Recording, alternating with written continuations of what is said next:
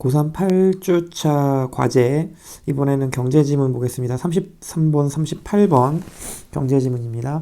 역시 마찬가지로 앞서 했었던 과학지문과 마찬가지로 지문 한번 읽어보고 문제는 여러분들이 한번 풀어보시고 난 다음에 그다음에 이제 안 되는 부분만 학원에서 질문하시고 답하는 그런 식으로 하겠습니다. 일단은 지문만 좀 이제 확인을 한번 해보도록 할게요.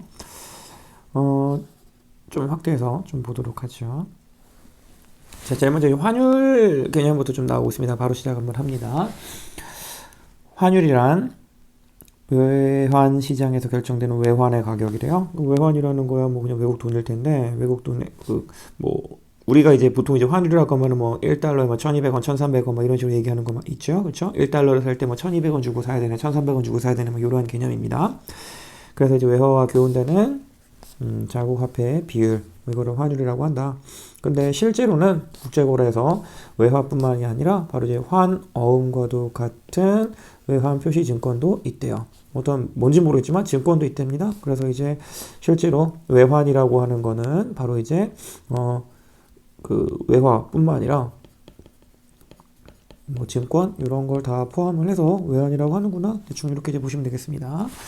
그래서 이제 거래되는 시장, 외환 시장 어려운 거 아닌 것 같고, 두 번째 이제 환율과 관련되는 얘기 봅니다. 첫 번째 이제 고정 환율 제도가 나와 있는데요. 정부의 정책적 의지에 따라서 특정 수준에 고정된다. 어려운 거 없습니다. 다음에 변동 환율 제도는 수요와 공급에 따라서 이제 결정이 된다고 하네요.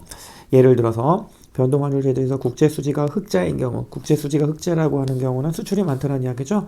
그 경우에는 당연히 바로 뭐가 많아집니까? 공급이 당연히 수요보다 커집니다. 수출이 많아지니까.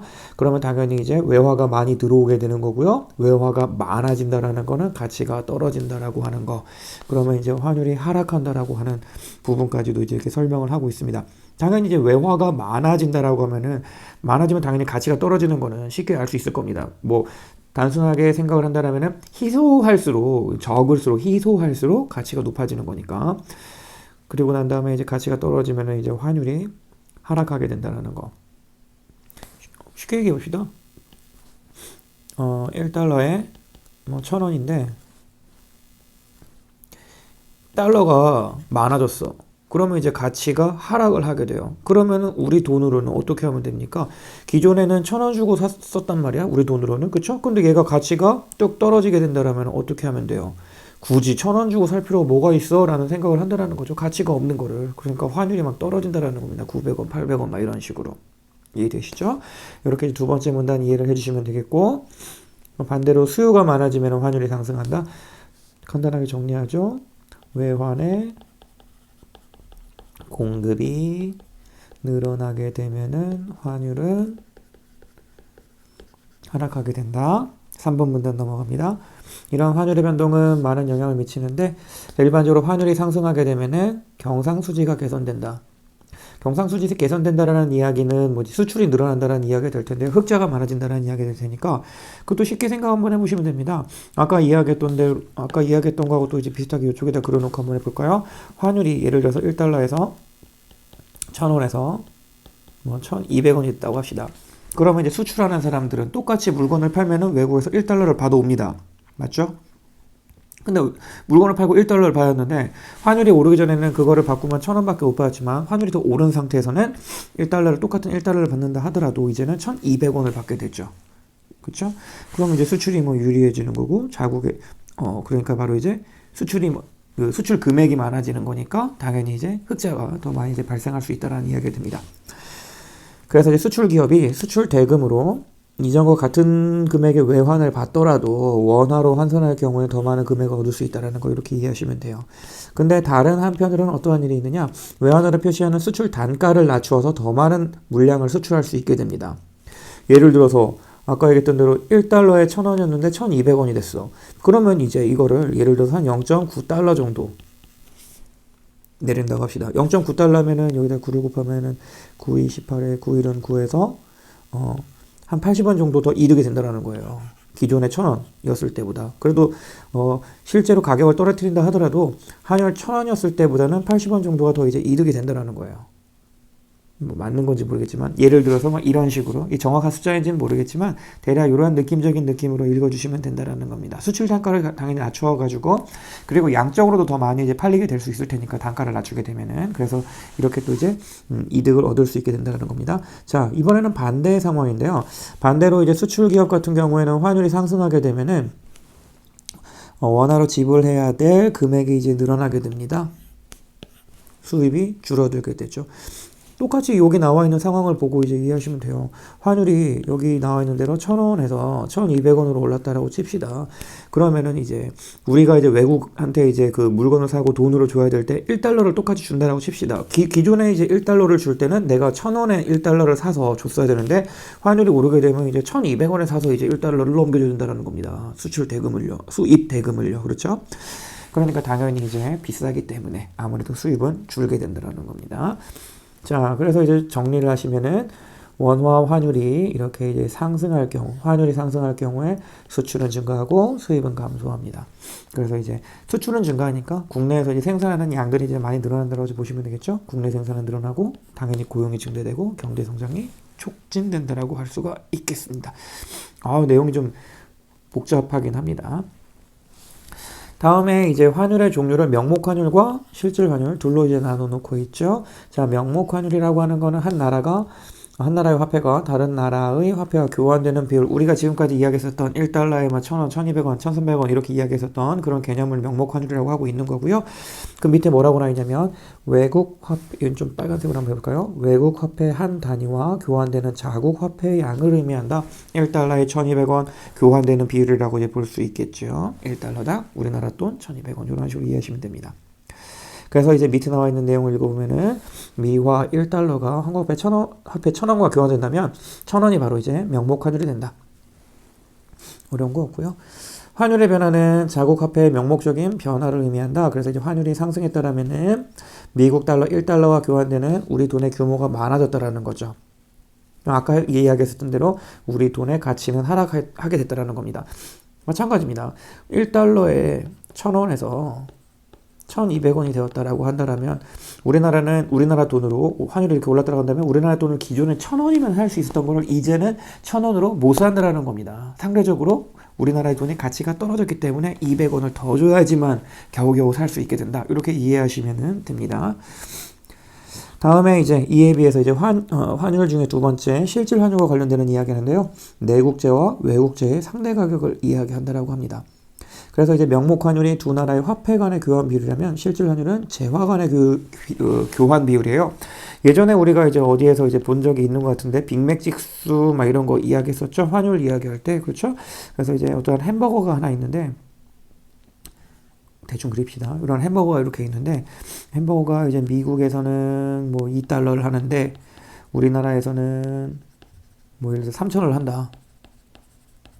이렇게 된다면은 여기에서 나오는 환율이 1달러에 1,500원 이런 정도 이제 개념으로 이제 이해할 수 있게 되겠죠. 이게 바로 이제 뭐가 된다? 명목 환율의 개념이 된다라고 보시면 됩니다. 자, 계속해서 한번 보시면은요. 그래서 이러한 거는요. 자국 화폐 상대적인 구매력을 반영한 환율이라고 할 수 있습니다. 구매력 평가 이론에 근거하고 있다. 그냥 그렇다고 봅시다. 이건 좀 잘 몰라도 뭐 넘어갈 수 있을 것 같습니다. 자, 그래서 가령 우리나라 물가가 미국 물가에 비해서 크게 상승하게 되면은 같은 금액의 원화로 구매할 수 있는 재화의 양이 줄어들게 됩니다. 이 말도 뭐 쉽게 이해할 수가 있을 것 같은데 똑같은 거 계속 쓰는데 1달러가 좀 크게 한번 써볼까요? 1,000원에서 2,000원으로 환율이 오른다라고 한번 생각을 한번 해봅시다. 이렇게 이제 환율이 오르게 되면은 같은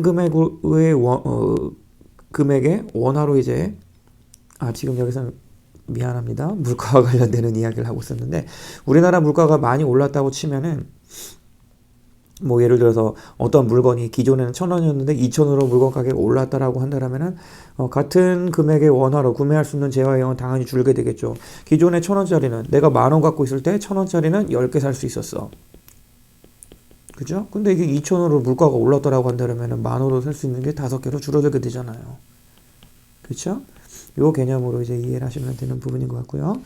그래서 이 원화의 구매력이 상대적으로 이제 떨어지게 됩니다. 그래서 예를 들어 우리나라의 사과가 개당 500원이고 미국의 사과가 한 개당 1달러라고 했을 때 명목 환율이 1달러당 1,000원이라고 한다면은 자, 원달러 실질 환율이라고 하는 거는 원달러 명목 환율과 각 나라의 통화 단위로 표시된 두 나라의 물건 값의 곱으로 구해짐으로 2가 됩니다. 이거 한번 써볼까요? 명목 환율은 아까 얼마였었죠? 원달러가 1,000원이었네요. 1,000원에 1달러 이렇게 돼 있었고 이게 바로 이제 명목 환율이었죠. 명목 환율에다가 얼마를 곱해라? 우리나라 가격을 곱하고 미국 가격을 곱하면 됩니다. 아까 이야기했던 대로 미국 가격은 1달러였었고요. 우리나라 가격은 500원이었습니다. 그러면 이걸 곱하면은 없어지고 뭐가 남습니까? 2가 남습니다. 이게 바로 이제 뭐가 된다? 실질 환율이 된다라고 하는 이야기를 하고 있죠.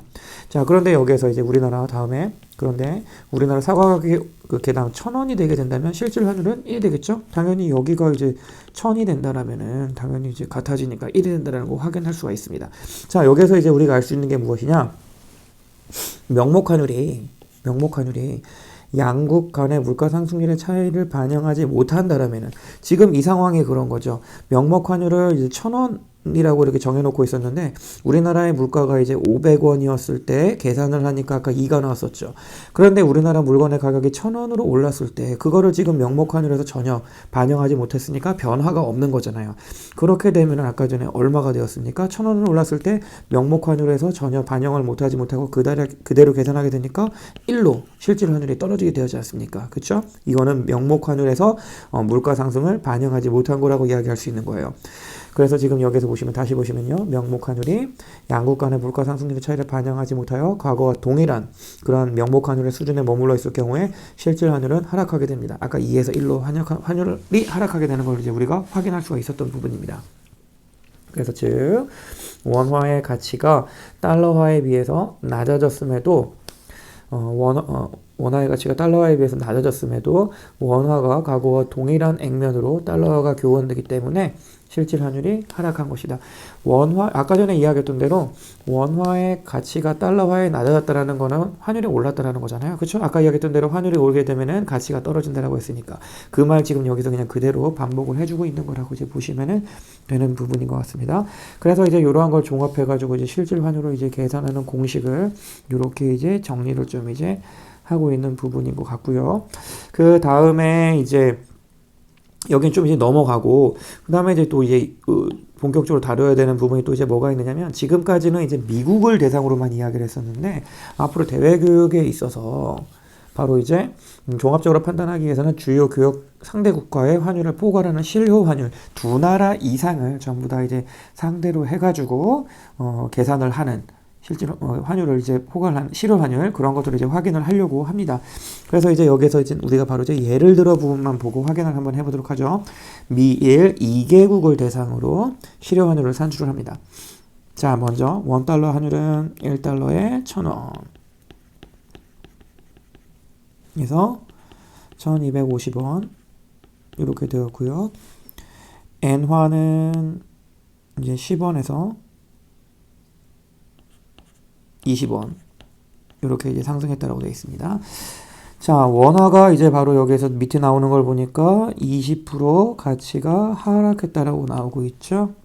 여기 20% 가치. 엔화에 대해서는 50%가 가치가 50% 평가절하가 되어 있다라고 나와 있습니다. 자, 이때 무역 비중이 미국과 일본의 무역 비중이 0.7, 0.3인 경우에 자, 실효환율을 계산하는 거 보니까 미국 먼저 계산을 하네요. 0.7에다가 1-1 0.2 아까 전에 20% 하락했다고 하니까 이거를 이제 0.2로 환산을 해서 1에서 이제 뺀 그런 경우가 되겠네요. 그래서 이 값을 무역 비중 0.7과 곱한 값 이렇게 됩니다. 뒤에 나오는 일본의 경우도 마찬가지네요. 무역 비중 0.3에다가 1에서 이제 평가 절하된 부분 0.5를 이제 뺀 그 값을 이제 곱한 그 값을 계산한 부분이 되겠습니다. 그러면 바로 이제 우리나라의 실효 환율은 기존의 100에서 71%가 되었다라는 이야기고 29% 하락되었다라고 이야기를 하고 있네요. 자, 그럼 우리가 여기서 이제 이 부분을 문제에서 좀 이제 확인을 한번 해보도록 할게요. 37번 문제에 나오는 내용 답선지 1번만 확인을 하고 마무리하도록 하겠습니다. 자, 1980년을 기준으로 해서 90년도의 실효 환율을 이제 한번 살펴보도록 하겠습니다. 자, 일단 첫 번째 그러면 무역 비중이 이제 미국이 이제 60%가 되겠죠. 그럼 0.65에다가 1에서 얼마를 뺄까요? 자, 미국의 경우에는 20%입니다. 그러면 0.8을 이렇게 하면 될 것 같고요. 다음에 이제 일본의 경우에는 0.4가 되겠네요. 여기에다가 얼마를 곱하면 되죠? 이 같은 경우도 역시 마찬가지로 20%가 하락이 되었습니다. 그러면은 여기 0.6에서 0.2를 곱하시고 0.4에서 0.2를 곱하시고 0.2를 빼야 되는데 0.8을 빼버렸네요. 지금 보니까. 그죠? 빼서 이제 그럼 0.8이 나와야 되는 거고 0.8이 나와야 되는 거죠. 그러면은 이제 합은 이쪽의 경우에는 왼쪽에다 쓰겠습니다. 0.48이 되는 거고요. 다음에는 요 경우에는 0.48에 32 합이 0.80이 됩니다. 그럼 이제 80% 정도로 이제 실효 환율이 이제 떨어지게 되었다라는 거니까 20% 평가 절하되었다라는 걸 확인할 수가 있겠네요. 그러면 1번이 맞다라는 거 확인을 할 수가 있겠습니다. 나머지 문제들 여러분들이 각자 이제 한번 확인을 한번 해보시고 안 되는 부분들 학원에서 또 질문하는 식으로 내용 정리하겠습니다.